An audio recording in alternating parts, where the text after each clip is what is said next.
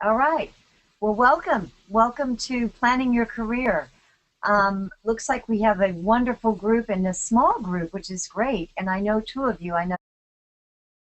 Welcome.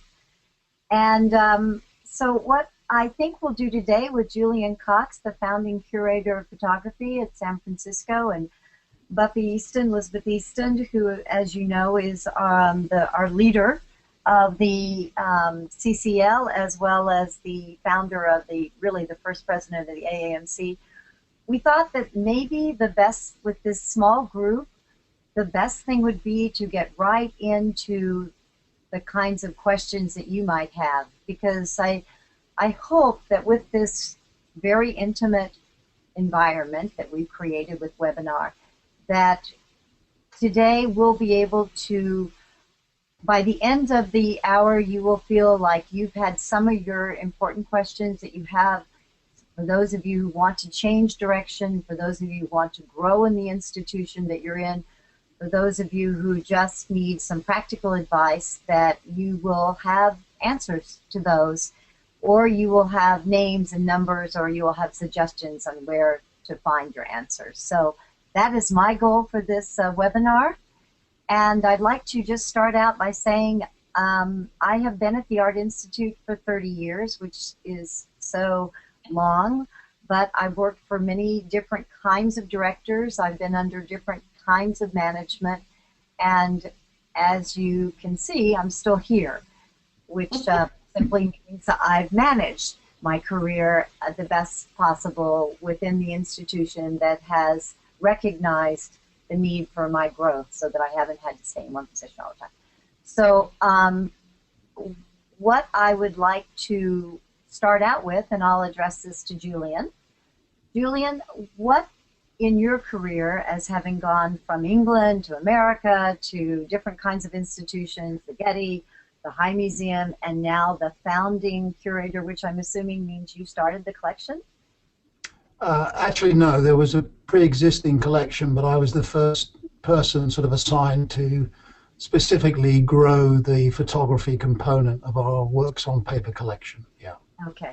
Well, I'm going to ask you the question that I will start out by answering my own circumstances, and that is, what do you think is the one thing, if you had to say one thing that has helped you grow and be where you are today at the top of your career as a senior curator, what characteristic would you say that is?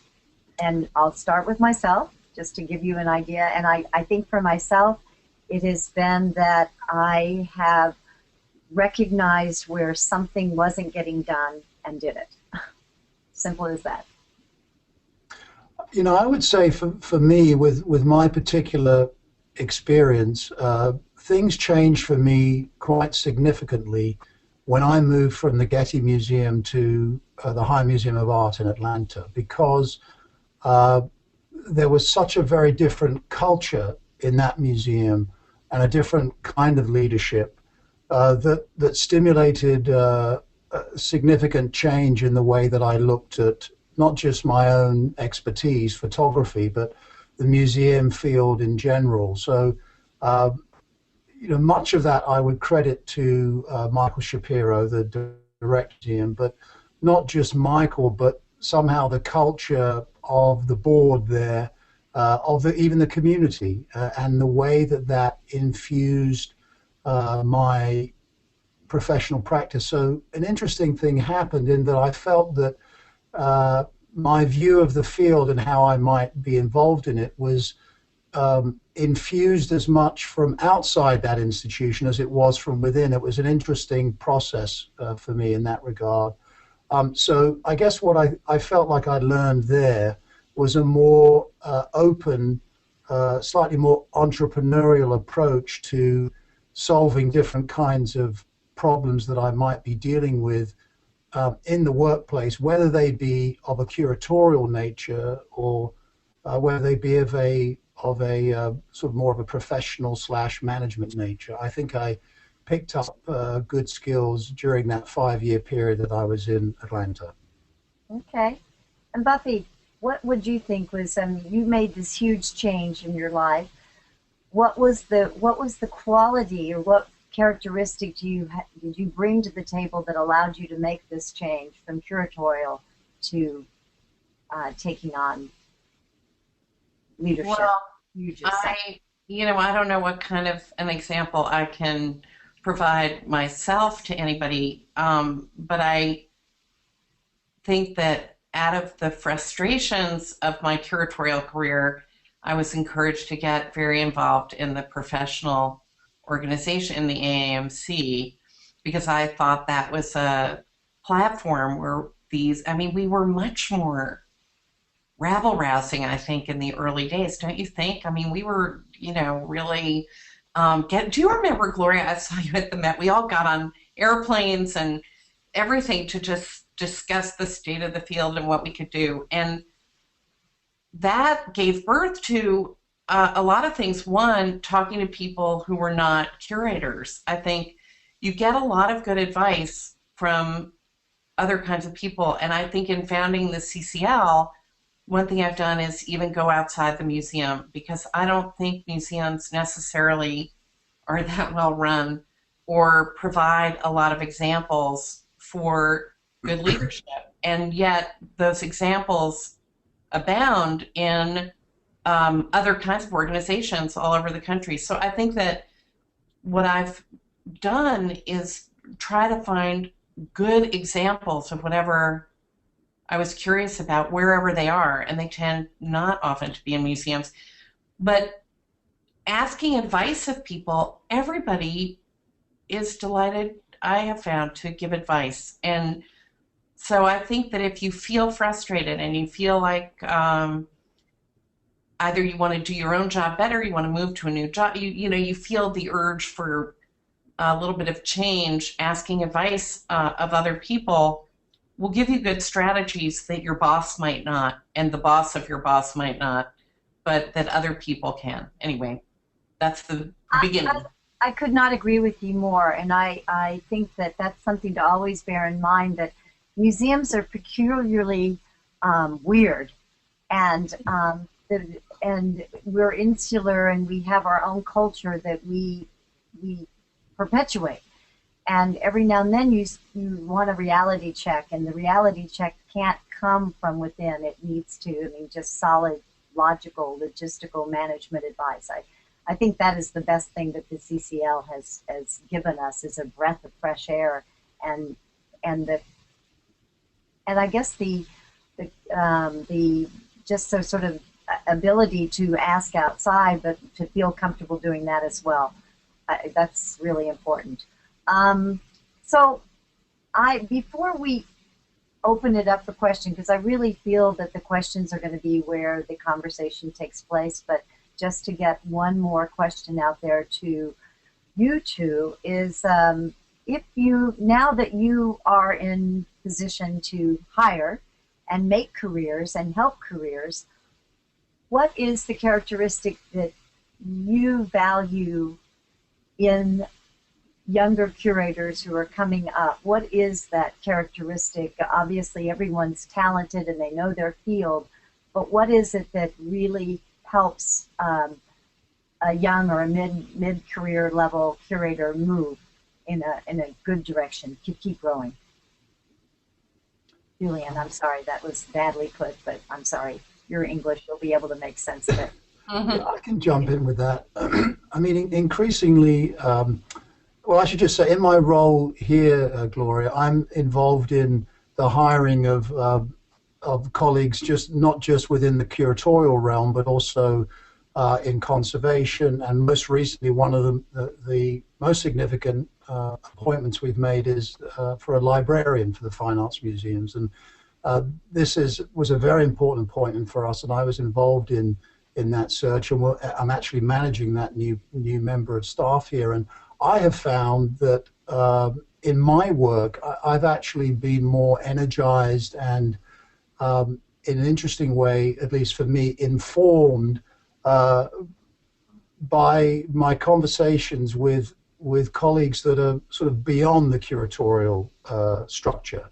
So I'm finding, for example, as I sit in on interviews to bring colleagues into our marketing and communications department, that the work that's being done, for example, in digital media and social media is having a very significant impact on the curatorial profession. And in turn, when I talk to curatorial colleagues about what they're doing, what their initiatives are, where they need support, this is an area of our museum profession now which is radically transforming what we all do, and in ways that are very interesting to me. I'm not sure that I have unraveled everything yet, but I just know that it's infusing the field in ways that are very, very important.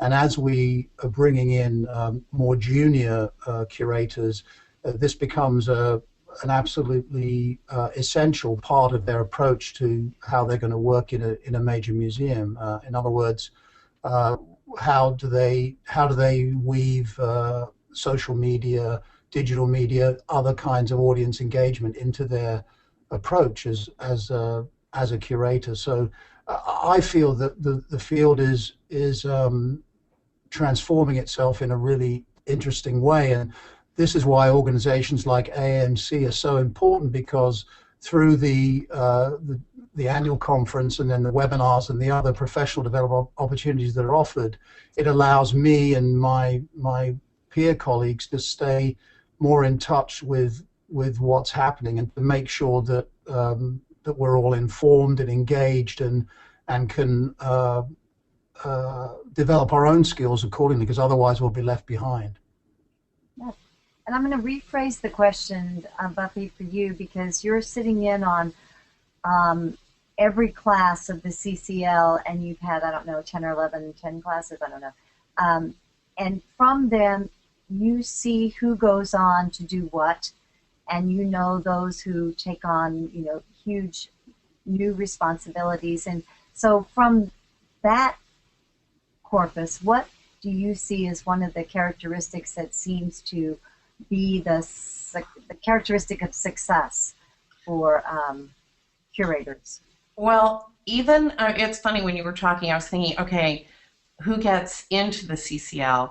And I think that this is not an art history class. I assume that everybody does what they do very well, but there are people who apply who embrace the other challenges within their museum beyond their collection, their galleries.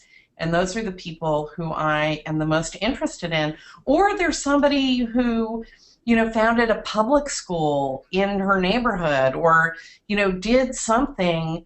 It didn't even have to be in the museum, but beyond the museum, to embrace broader changes in life and society. And I think to be transformative, you need to think about larger things than your expertise. And I think that Julian was addressing the changes afoot in museums. I mean, all museums are facing this. I was at the Met yesterday. That's being changed from within every bit as much as organizations that are much smaller and maybe whose stability is more threatened. I mean, you would think the Met could just sail along as the Met for many decades to come, but quite the contrary. So I think that the curators who are in the program, who seek to embrace the change, and we have instruction. I don't know, Gloria, if when you were in the program, I don't think we did it when you were in the program, but we have somebody come in and sort of strategize people's careers, and he said,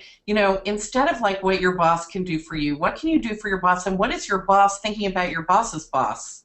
And just, trying to understand what the big concerns are. Like, what is your director waking up in the morning trying to solve, and how can you do that? I mean, I think if you've got that kind of a mentality, those are the seeds of success, because you can listen and understand what somebody else is saying, whether or not it's what you want to hear. Anyway, that's the beginning of the conversation. We didn't have that class. I wish we had. No, we had a question. Why would you stay? And is this a question to anyone in particular? No. I don't know if they're directed questions. There's no way of knowing. So why would you stay? I don't. Well, I think I'm going to go back to that one because I don't know. Okay, here's a question. Hi all. A question. So this is for everyone. A question here can be answered whenever. How do you gain more autonomy in a rigidly hierarchical structure? Well, I think that you, Julian, you were speaking to that. I think that one of the ways, from my own experience, has been to go outside of the purely art historical curatorial and get involved with education and digital publishing. I've been very involved with online publishing, and now I just came from a seminar on where do we put colonial art, and so we're bashing out ideas with people that are experts in Latino, Latin American, Andean, Brazilian art, and talking about the future of a museum that tries to tell a different story.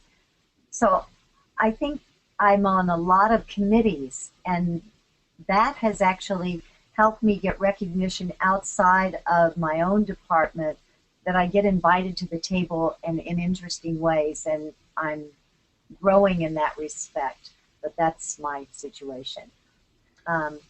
Buffy or Julian, would you like to jump in on this?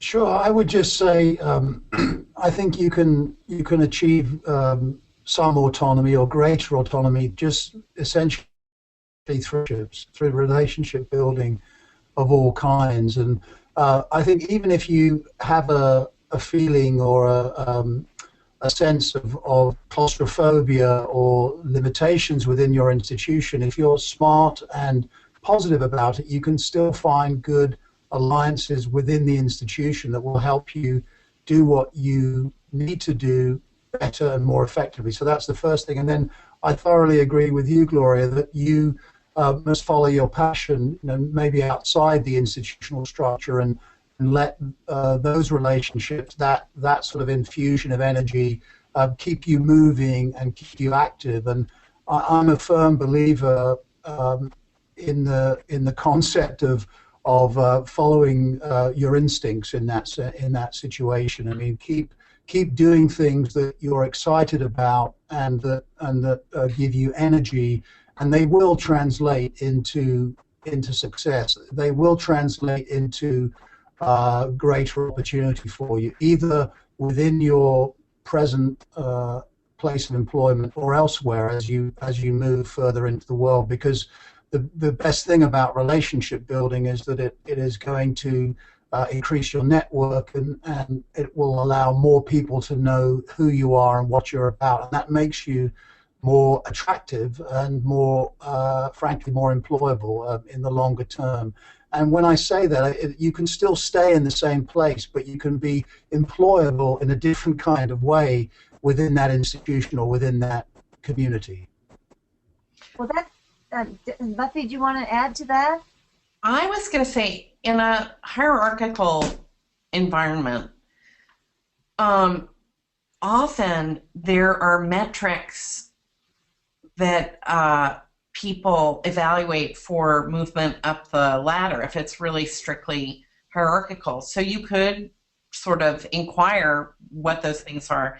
But I think laterals into, I mean, what Gloria said about education is interesting. Like, if you know where the energy of the leadership is, and it often is towards education, which is such a big revenue source, if a curator reaches out to a department or an area that is high on the priority list of the administration, but not necessarily beloved by the curators. I mean, curators have a very bad reputation for being cranky and recalcitrant, and I think if a curator demonstrates that they are interested in just knowing what's going on, and that can be, I mean, I remember when Gloria was in the CCL, when we would have somebody teach finance, she would write the chief financial officer and say, can I have a meeting with you? Well, curators never do that. Or HR or development or whatever it is. I think demonstrating that you're eager to learn across, not necessarily up, then it just shows you're a team player. And I think you also get a sense of what the priorities are for, hierarchies are not always bad because they're clear.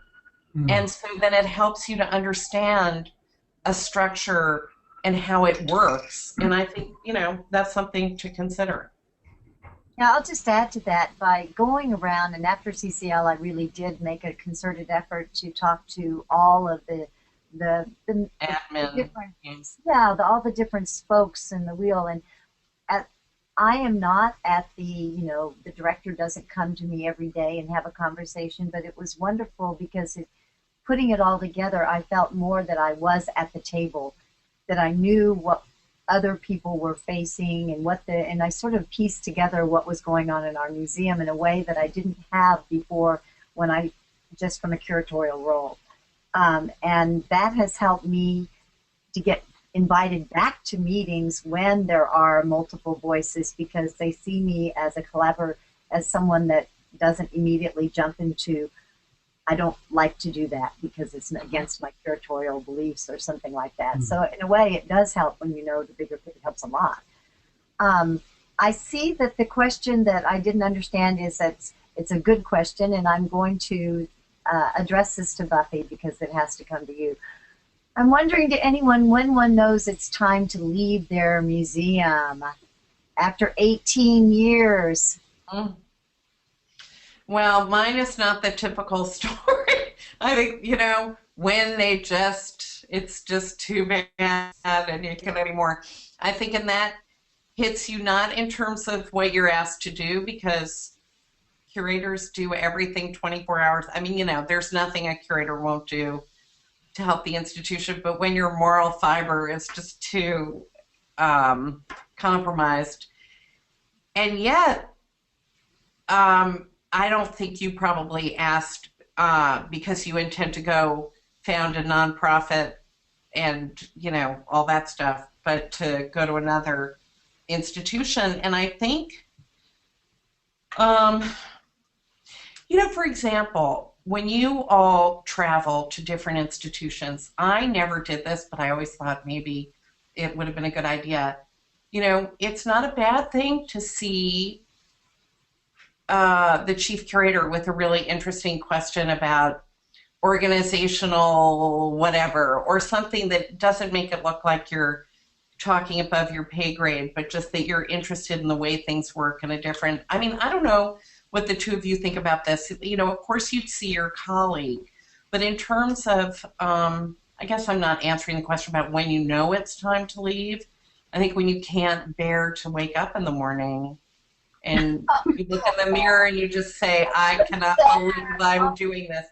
But the thing is, I will say, if you have a good idea, people will help you make it happen. And so I think that if it's time for you to move, also, I think, just thinking about Michael Shapiro, who was Julian's director, I think, he was really proud of Julian and probably hated to lose you, but he was proud that you moved on. You know what I mean? I think that people within your institution are not your enemies.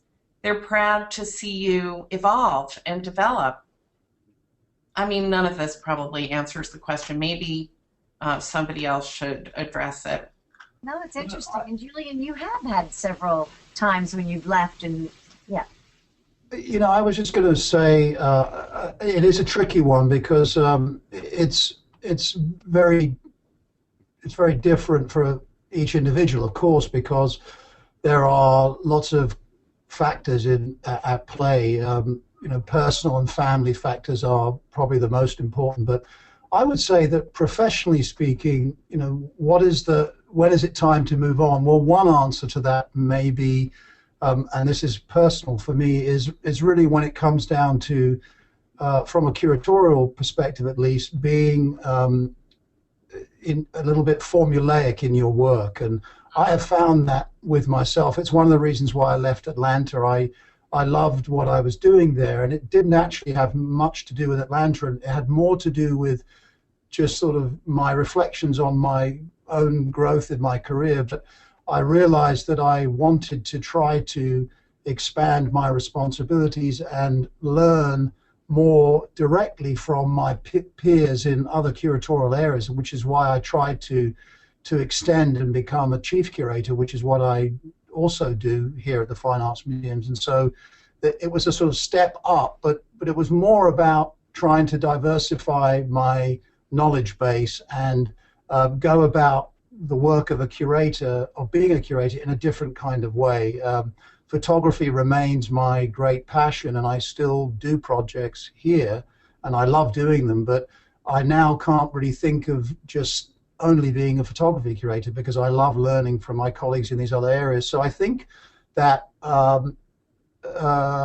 seriously thinking about and evaluating whether you're happy in the core work that you're doing is very, very important. And if your evaluation tells you that your work is becoming a bit rote and formulaic and repetitive, then you need to do something to change. It may not be as radical as leaving the institution, but you've got to find another way of vitalizing what you do. Otherwise, you're not really contributing and doing the best that you can. So I think there's many different factors involved, but formulaicness was the one that was the trigger for me. Well, this is interesting. I'm just going to say, from my point of view, the reason I thought about leaving several times was because I was doing what I should be doing and what the person that was getting the title and everything. So it was not that it had anything to do with formulaic, but it was simply I needed to be recognized for what I was doing. And so I did try to leave several times, but trying to leave with another job offer on the table so that I had something to negotiate, because in the end, all I wanted was better pay, better title. I didn't really want to leave. And so luckily they never took me seriously on that. They did take me seriously enough to make it worth my while to stay. And that leads me to this next question, which is absolutely right on.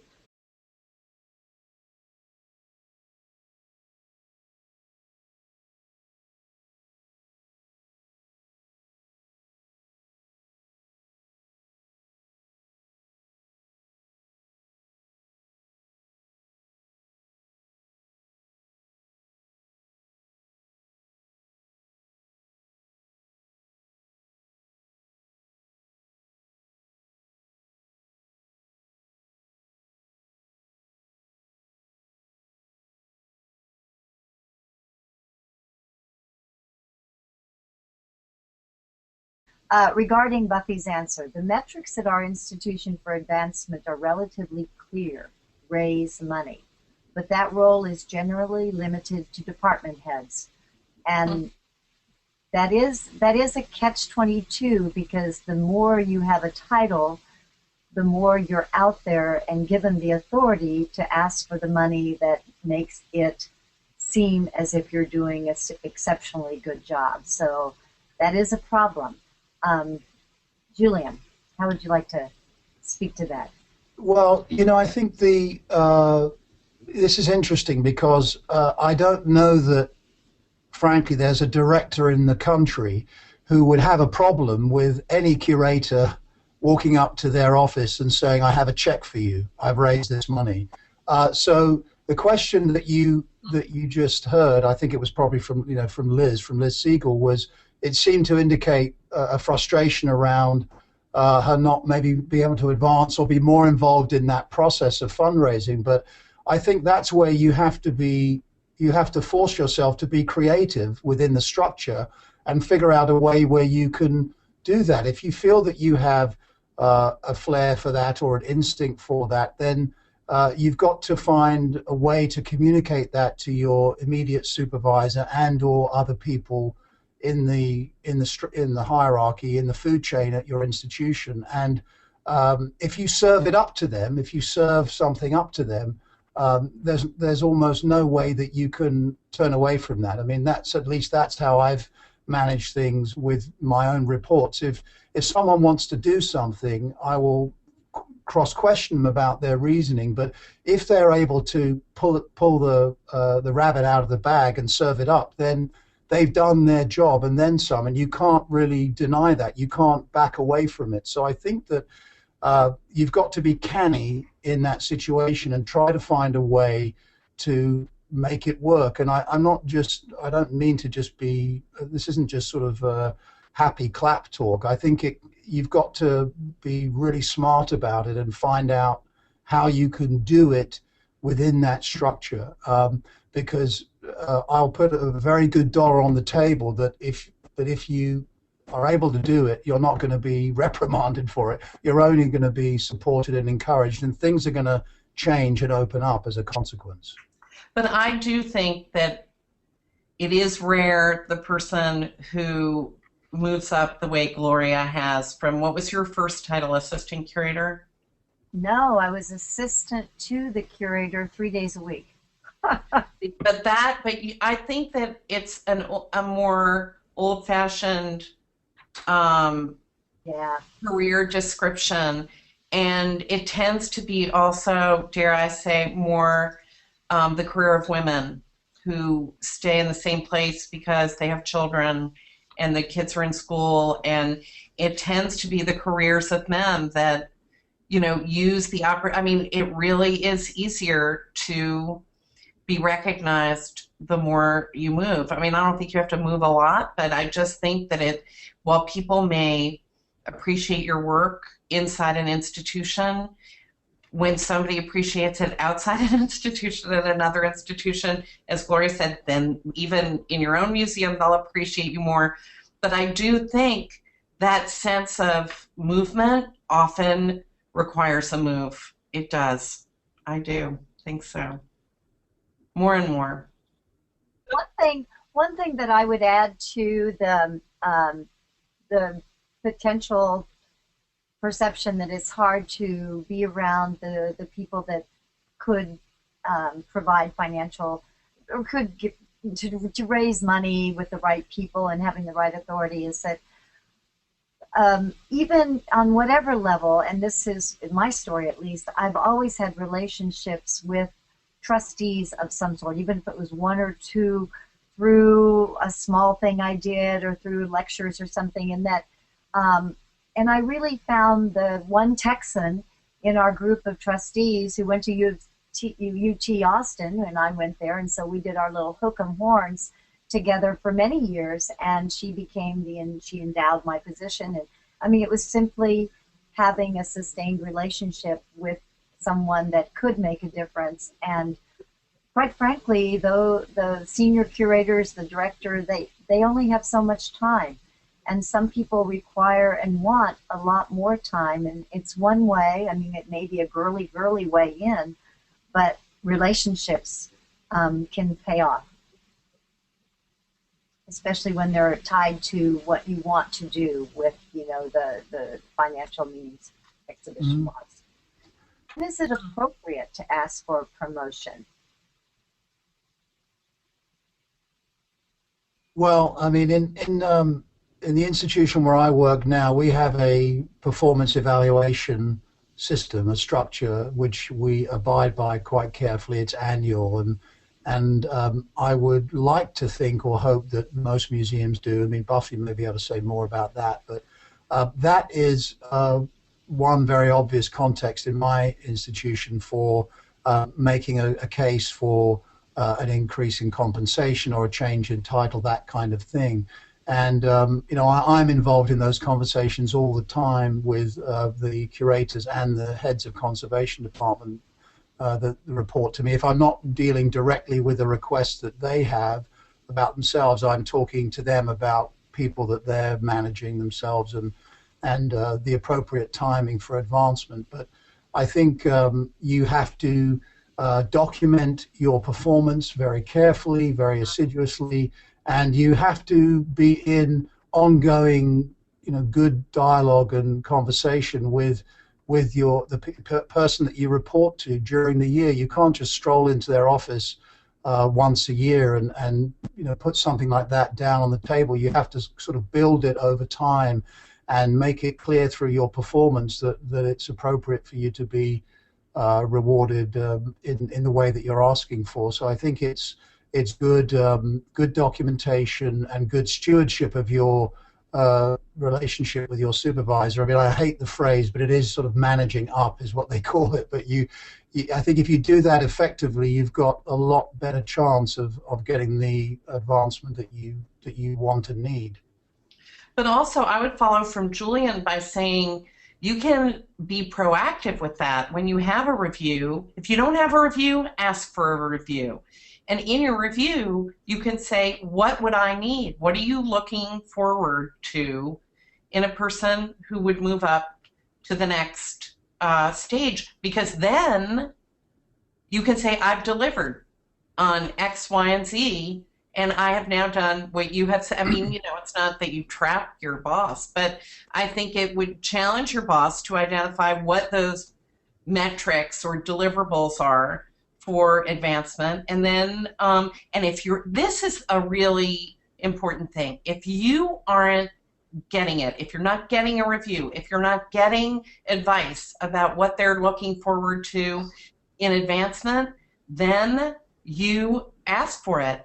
Be proactive about it. But I also think in trying to understand the bigger challenges of the field, it's not just doing an exhibition in your field and writing a publication. I honestly think that if you see that your museum is trying to move in a certain direction and you can demonstrate that you've done one thing to help that along, then they see you as a team player who I think can be, you know, that's where you get the extra reward. It's not just doing your job. It's doing something that makes everybody else's job easier. And I think then people are really happy. I will also say that a number of people come to me. I mean, I feel like I am a sort of unofficial job referral agency. And I think that younger people are very desirable now because your educations are more across boundaries. I mean, I always talk about this Mellon program that we piloted this year for graduate students where the person who did Greek pots did performance.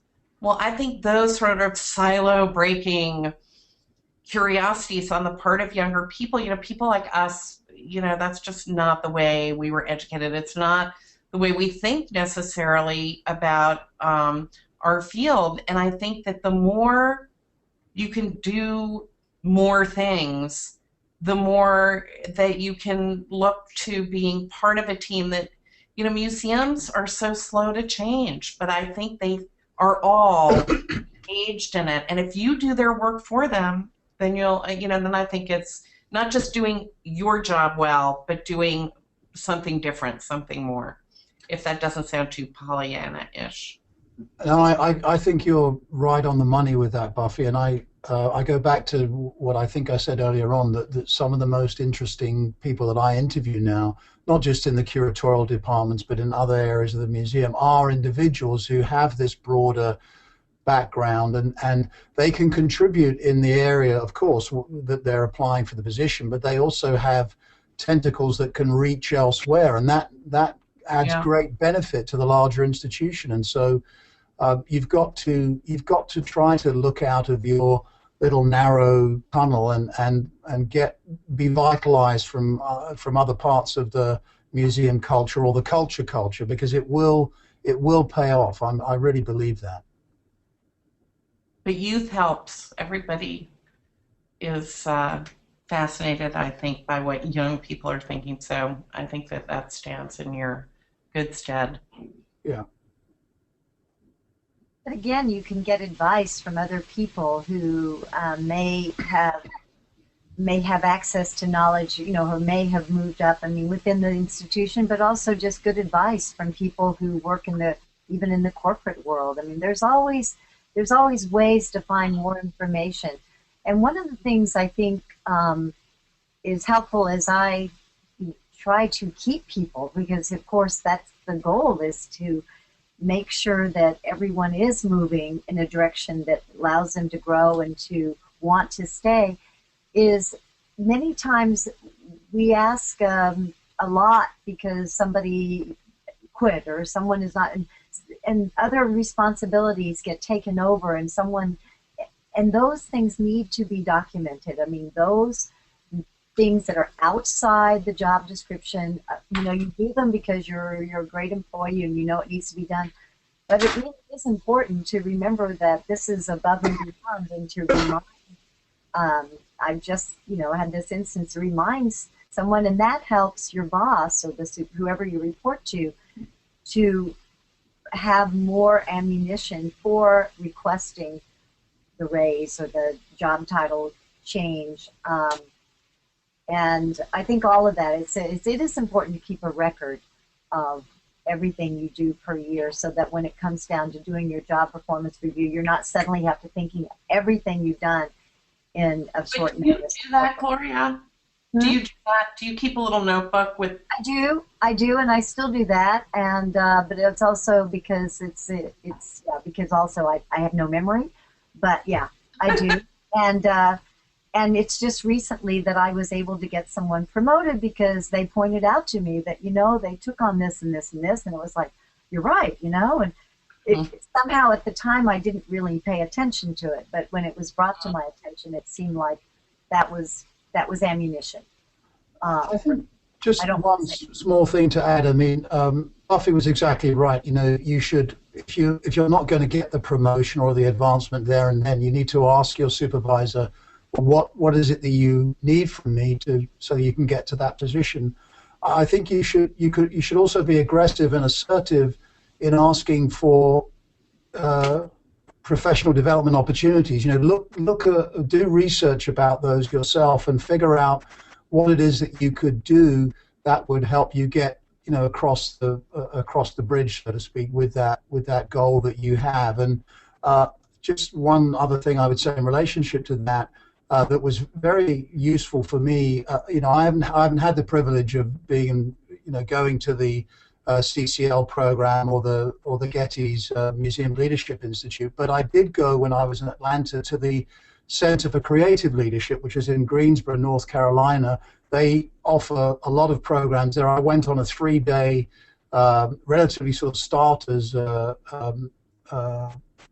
seminar on management and sort of interaction skills, and it was very, very helpful, and it was especially good because, you know, I was the only museum person there. Everybody else was from different professions, and it really, really helped me a lot. And when I came back to the High, in a way, to your point, Gloria, I discussed it actually as much outside the institution with one of our board members who was from IBM, more so there than I did with the director of the museum. And not that I didn't have a good relationship with him, but it just that there were so many elements that corresponded with a larger business world that I think in a modest way helped me.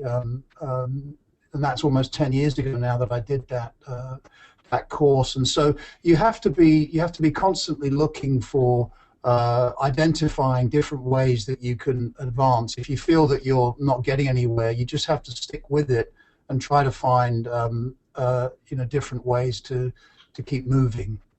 I have an idea, and that tends to be a group. I mean, Gloria, you're very lucky to have had interaction with trustees at my museum. I never was really allowed to. The director didn't really encourage that.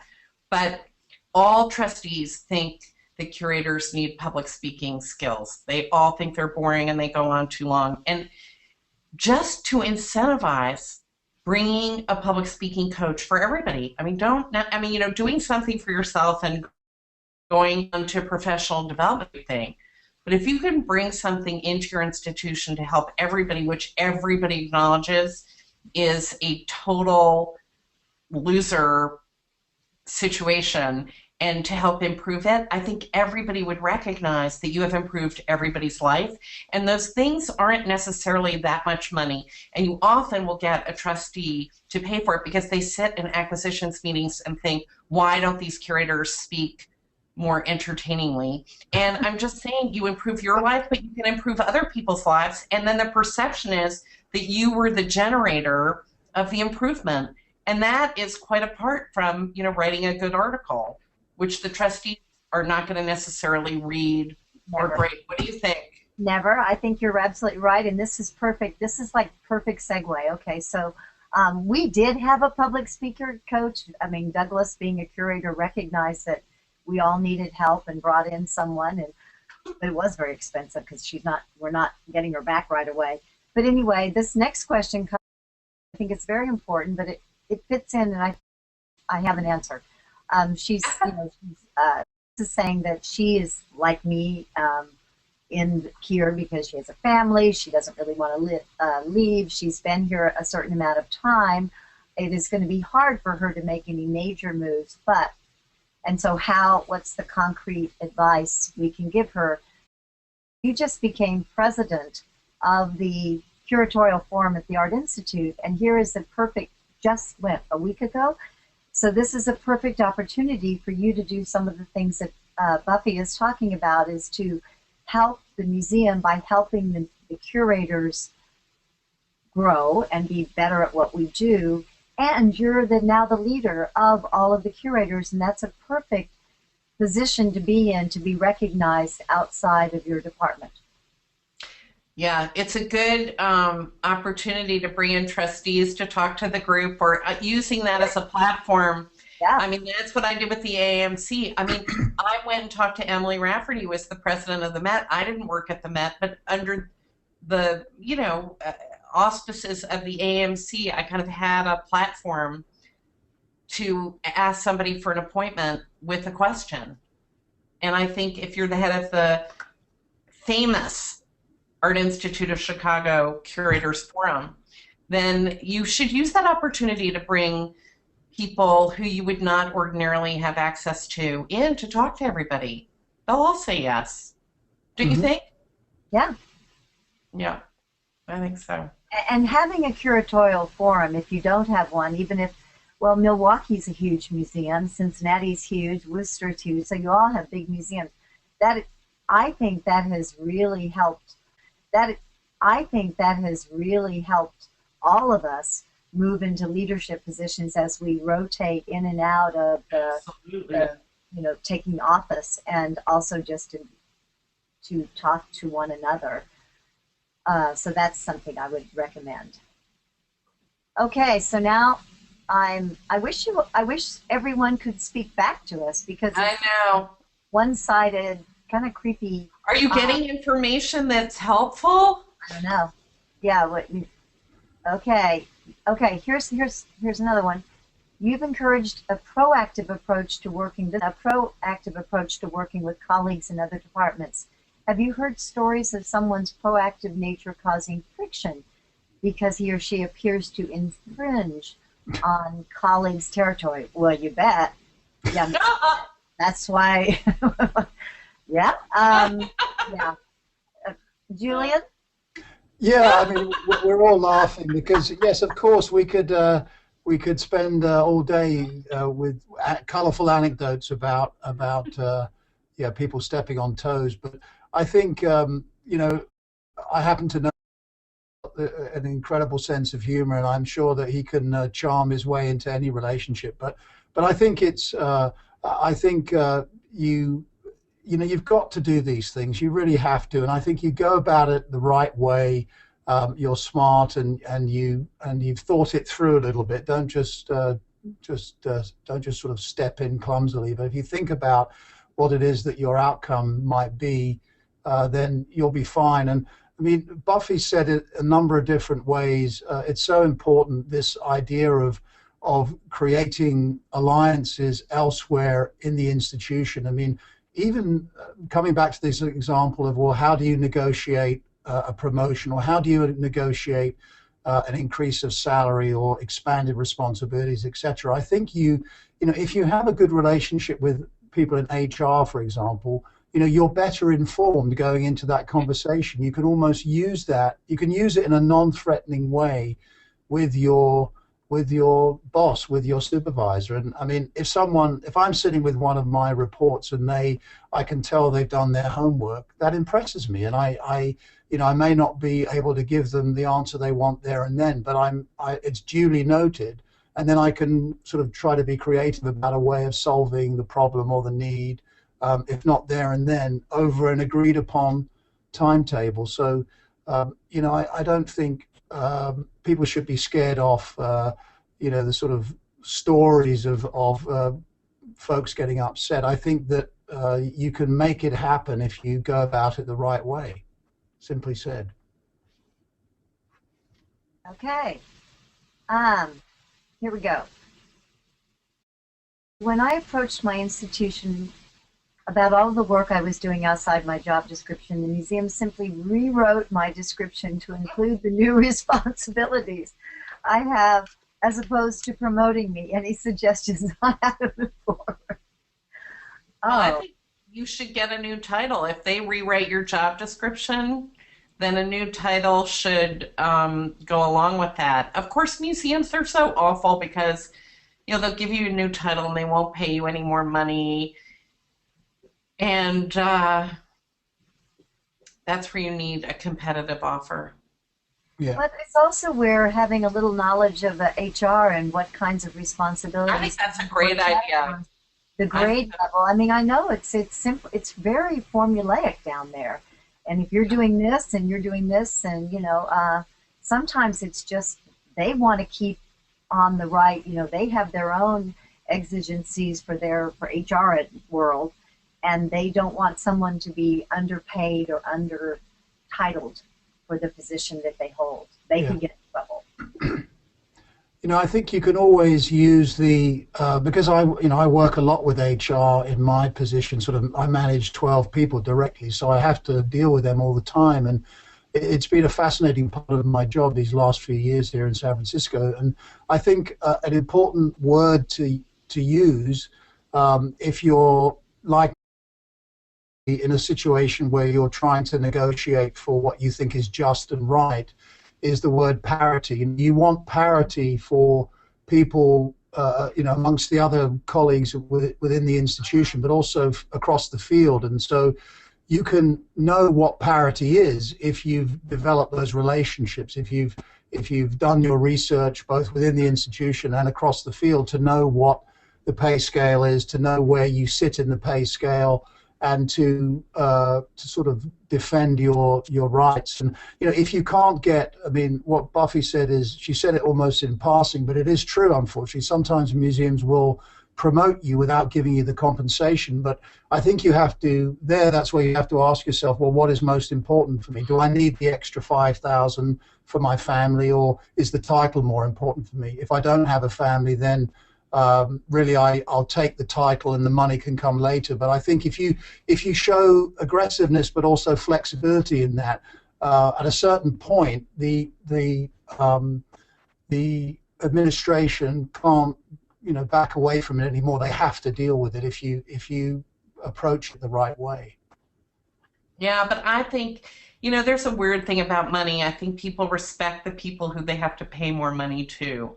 And I think curators, just as a species, have been conditioned to say, oh, it's really not about the money. And, you know, when there are pay cuts, they're across the board. I just think curators are just really have a tough that way. But something Julian said I think is totally true, and I've noticed this in my own, which is if you control numbers, you control power. And if you can say, you know, 40% of people at my level with, you know, 6 publications and this number of degrees who've done 10 exhibitions, this title and are compensated this way, and this is something the AAMC should be able to provide you. If you control numbers, they will be sort of astonished, because every time I talk about percentages, and you know, you can make up your own statistics. It's just a different narrative. It's not like you're lying. You just make your little percentage pool what you want it to be. And I just think then they say numbers, much harder to argue. Yeah. Much harder to argue. Not my catalog was 142 pages and, you know, took me 22 years to write. You know, I just think that really makes a difference. That's a very good perspective. Okay, if there isn't an obvious avenue for growth within a curatorial position, a department, is it worth seeking an official affiliation and additional title with an adjacent department, such as exhibitions, collections management? That's that is really, to me, a very personal thing. I was, as I said, an assistant to the curator. I was not even, my foot wasn't even in the door. I was still a graduate student, but a PhD graduate student. And to me, the collection was so important that I was willing to put up and do extra lectures, and I took on a teaching job to make the money I needed to stay with the collection, because that's what was most important. But I think that's what those are the kinds of decisions that are personal in some ways, as you know, which is more important to you, the position, title, or the access to the collection that you would not have out of the curatorial field. Mm-hmm. Yeah, and I think I would just add to that by saying that I think if, you know, I don't know exactly what's behind the question, but it seems to me it might be part of the question has to do with whether if you diversify in that way, you're diluting your portfolio or adding to it. And I would tend to argue that you're adding to it if you're approaching it the right kind of way, a positive sort of way. And that, I mean, as someone that interviews a lot of people for positions, I want to, if someone's made a move like that, their title 2 years into an institution changes from associate curator of X and something else. If there's something added to it, I'm usually intrigued by that and want to know why that is and how it came about. So I think you can turn it to positive advantage, and it's definitely worth exploring, I think, within your existing institution first before you look elsewhere, as long as you're happy being there and you like the environment. Okay. Very pleased, Buffy, with your you know, our curatorial forum ideas. I can see we're going to have plenty of trustees coming to speak to us in the next 2 years. Woohoo! Wait a minute, you should have the mayor of Chicago. Honestly, just, you know, be ambitious about that. Have, you know, the greatest George Lucas.